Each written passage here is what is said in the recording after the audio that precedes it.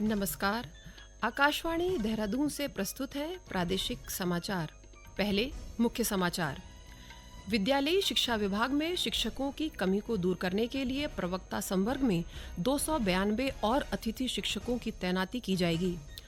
रुद्रप्रयाग जिले के ऊखीमठ स्वास्थ्य केंद्र को उच्चीकृत कर सामुदायिक स्वास्थ्य केंद्र बनाया जाएगा।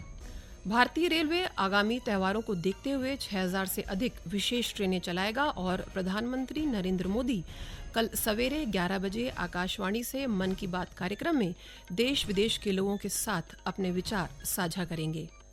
समाचारों के साथ मैं स्वाति कपिल और अब समाचार विस्तार से। विद्यालयी शिक्षा विभाग में शिक्षकों की कमी को दूर करने के लिए प्रवक्ता संवर्ग में 292 और अतिथि शिक्षकों की तैनाती की जाएगी। इस संबंध में विभागीय अधिकारियों को 1 सप्ताह के भीतर चयनित अभ्यर्थियों को तैनाती देने के निर्देश दिए गए हैं।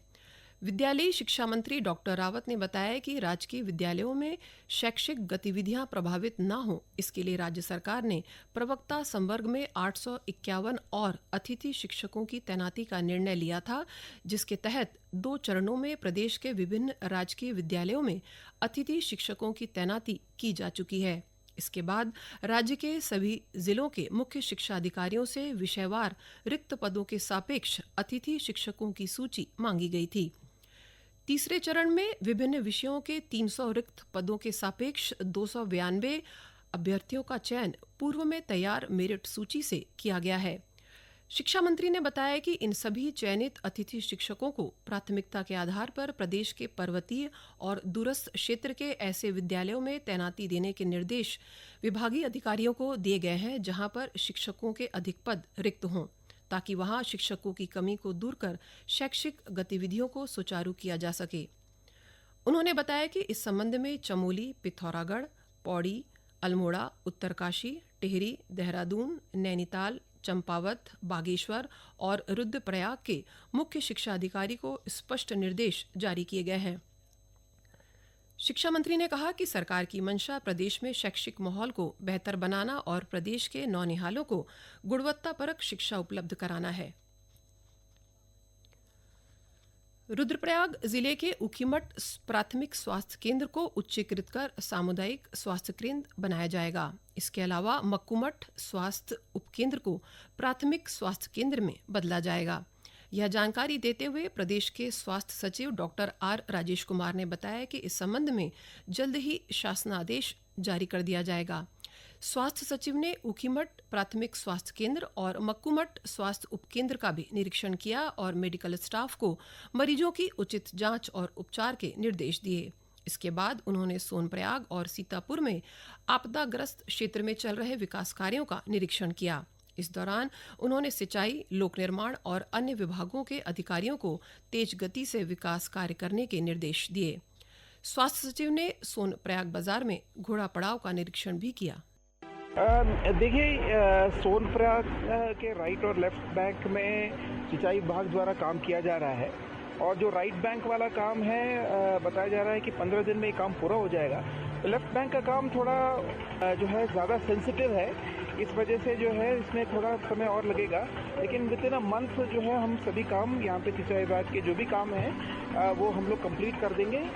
इसके अलावा जो पीडब्ल्यूडी द्वारा काम किए जा रहे हैं, जो टेम्परेरी सुरक्षा दीवारें बनाई गई हैं, ये भी इसका भी निरीक्षण किया गया है और वैकल्पिक रास्ता जो है उसका भी निरीक्षण किया गया है। यात्री आ जा रहे हैं और बहुत ही सुगम तरीके से, जैसा कि आप देख रहे हैं, यात्रा चल रही है। केदारनाथ क्षेत्र में अतिवृष्टि से लिंचौली से सोनप्रयाग तक पैदल तथा मोटर मार्ग क्षतिग्रस्त होने से विभिन्न प्रभावित व्यवसायियों की क्षतिपूर्ति के लिए 9 करोड़ 64 लाख की राहत धनराशि वितरित की गई है। देहरादून में मुख्यमंत्री पुष्कर सिंह धामी ने मुख्यमंत्री राहत कोष के तहत यह धनराशि प्रत्यक्ष लाभ अंतरण के जरिए प्रभावितों को हस्तांतरित की। मुख्यमंत्री ने कहा कि केदारनाथ क्षेत्र के विकास के लिए राज्य सरकार प्रतिबद्धता से कार्य कर रही है और स्थानीय लोगों की हर संभव मदद के लिए सरकार संकल्पित है। गौरतलब है कि गत 31 जुलाई को केदारनाथ क्षेत्र में अतिवृष्टि से लिंचौली से सोनप्रयाग तक पैदल और मोटर मार्ग क्षतिग्रस्त हो गया था, जिससे विभिन्न व्यवसायियों और स्थानीय लोगों को काफी नुकसान हुआ था। है SJVN। हम सबकी है जिम्मेदारी, स्वच्छ भारत अभियान में करे भागीदारी। स्वच्छता है स्वभाव पुराना, हर एक को है इसी संस्कार में लाना। ये ज्ञान भी है, अभिमान भी है, भारत का सम्मान भी है। स्वच्छ में विजयते, स्वच्छ भारत के लिए SJVN द्वारा जारी। भारतीय रेलवे आगामी त्योहारों को देखते हुए 1 अक्टूबर से 30 नवंबर के बीच 6000 से अधिक विशेष ट्रेनें चलाएगा। रेलवे हर साल लाखों यात्रियों की यात्रा सुगम बनाने के लिए त्योहारों के मौसम में विशेष ट्रेनें चलाता है। पिछले वर्षों की तुलना में विशेष ट्रेनों के परिचालन में उल्लेखनीय वृद्धि हुई है। पिछले साल इस सीजन में 4429 स्पेशल ट्रेनें चलाई गई थीं।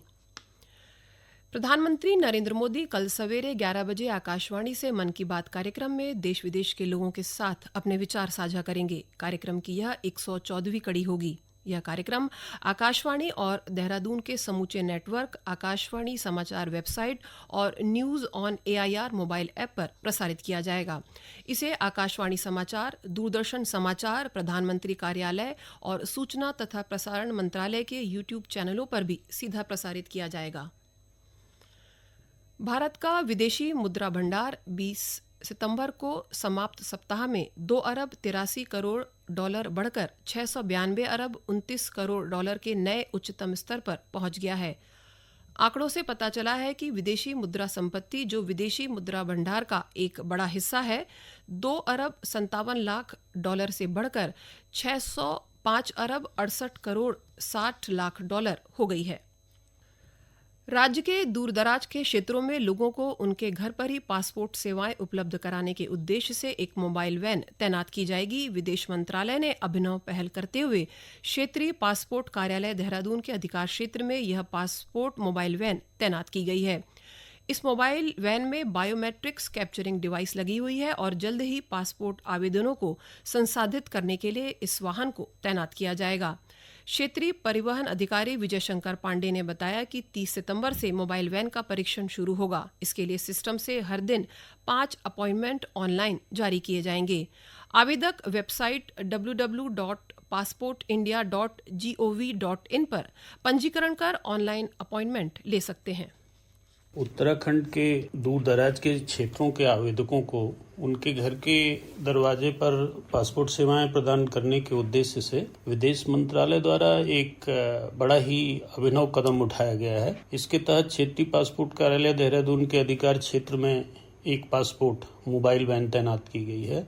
यह mobile van biometric capturing device से सुसज्जित है और जल्द ही पासपोर्ट आवेदनों को संसाधित करने के लिए साइट पर भेजी जाएगी। वर्तमान में क्षेत्रीय पासपोर्ट कार्यालय वहां ये पासपोर्ट मोबाइल वैन तैनात है, जहां इसकी टेस्टिंग चल रही है और 30 सितंबर 2024 से प्रारंभ करके 5 अपॉइंटमेंट प्रतिदिन ऑनलाइन जारी किए गए हैं।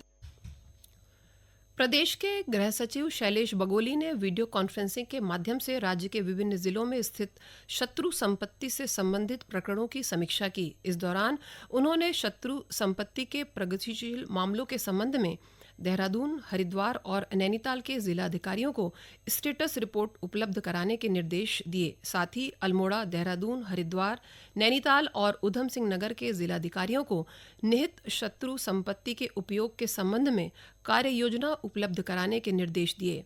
गृह सचिव ने शत्रु संपत्ति से संबंधित विभिन्न न्यायालयों के समक्ष योजित वादों में प्रबल पैरवी करने की बात भी कही। आय से अधिक संपत्ति अर्जित करने के मामले में हरिद्वार जिले के लक्सर ब्लॉक के एक ग्राम विकास अधिकारी को विजिलेंस विभाग ने गिरफ्तार किया है। थाना सतर्कता अधिष्ठान देहरादून में पंजीकृत मुकदमे की विवेचना में आरोपित ग्राम विकास अधिकारी से पूछताछ की गई। रामपाल की 1 जनवरी 2007 से 31 दिसंबर 2018 तक वैध स्रोतों से अर्जित आय 1.5 करोड़ से अधिक व कुल व्यय 6 करोड़ से अधिक प्राप्त हुए, जो कुल आय से लगभग 4 करोड़ 72 लाख रुपए अधिक पाया गया। इसके अलावा आय को लेकर रामपाल संतोषजनक तथ्य नहीं दे सका। विवेचना और तथ्यों के आधार पर शासन की ओर से आरोपित रामपाल के विरुद्ध न्यायालय में अभियोजन चलाए जाने की अनुमति मिलने के बाद उसे हिरासत में लिया गया। अंत में मुख्य समाचार एक बार फिर। विद्यालयी शिक्षा विभाग में शिक्षकों की कमी को दूर करने के लिए प्रवक्ता संवर्ग में 292 और अतिथि शिक्षकों की तैनाती की जाएगी। रुद्रप्रयाग जिले के ऊखीमठ स्वास्थ्य केंद्र को उच्चीकृत कर सामुदायिक स्वास्थ्य केंद्र बनाया जाएगा।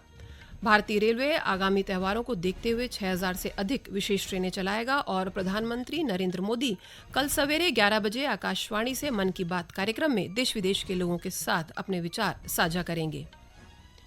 इसके साथ ही प्रादेशिक समाचारों का ये बुलेटिन समाप्त हुआ। नमस्कार।